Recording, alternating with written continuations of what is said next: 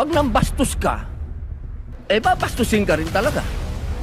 Wala po tayong magagawa sapagkat... Anong reaksyon nyo sa sinabi dito ni Senator Robin Padilla? Hindi kasi nagustuhan ni Padilla ang cartoon image ni Xi Jinping na inilabas ni Commodore J. Tariela. Pangbabastos daw yan.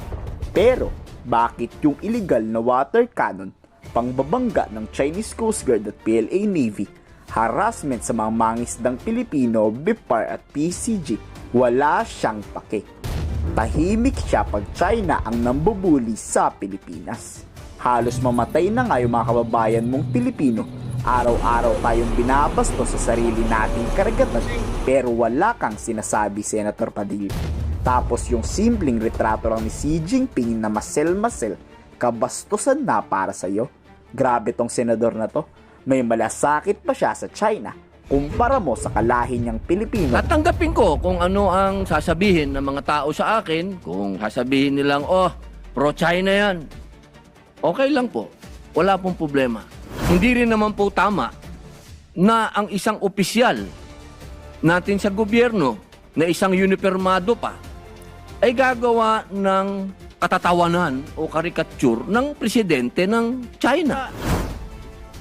Kung ano man po ang ginawa ni Admiral Tariela, ay pinakikiusapan ko po siya na huwag niyang ulitin. Sapagkat pag nambastos ka, babastusin ka rin talaga. Wala po tayong magagawa sapagkat duty ng kahit na sino na ipagtanggol ang kanilang Pangulo. Pero para sa usapin nang ikaw ay magtatalumpati at gagawin mong katatawanan yung Pangulo ng isang bansa, palagay ko, inuulit ko po, ako po ay oposisyon.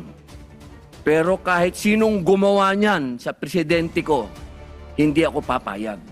Ako'y tatayo din at talagang makakatikim din sa akin yun ng mga salitang hindi niya makakain. Sapagkat sa akin, anuman ang political affiliation natin, pagdating sa Pangulo sa ibang bansa, iisa tayo. Solid dapat tayo, nakatayo dapat tayo sa Pangulo natin pag usapin na ng ibang bansa na.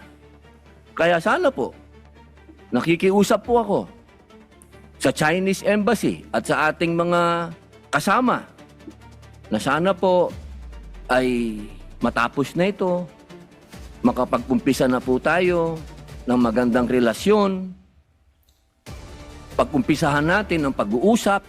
Kayo, anong masasabi nyo dito kay Padilla? Pabor ba kayo sa kanya? I-komento sa baba ang inyong salubin.